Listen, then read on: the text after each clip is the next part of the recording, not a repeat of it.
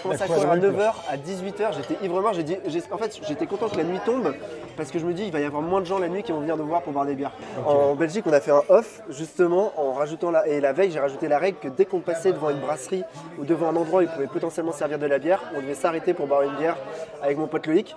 Et je lui ai annoncé ça, je crois 3-4 jours avant, et il m'a fait une V2 de la trace qu'il avait préparée où j'ai remarqué qu'il faisait des détours de manière à éviter les villes pour qu'on évite les endroits où potentiellement il y allait avoir de la bière parce que sinon ça allait être vraiment interminable dans ce pays-là. C'est connu, c'est un beer run.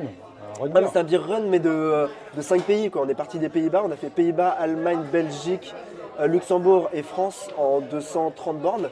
Et au final, il y a des moments où l'alcoolémie est montée assez haut. Pourquoi ? Parce que les Belges étant assez sympathiques, ils ont dû repérer que sur notre trace, on a quitté les villes et donc ils sont venus à notre rencontre avec les propres bières qu'ils produisaient. Et puis la bière produite par le petit mec local belge. Ça devait être une je crois qu'on a commencé à courir à 9h, à 18h, j'étais ivre-mort. En fait, j'étais content que la nuit tombe parce que je me dis il va y avoir moins de gens la nuit qui vont venir nous voir pour boire des bières.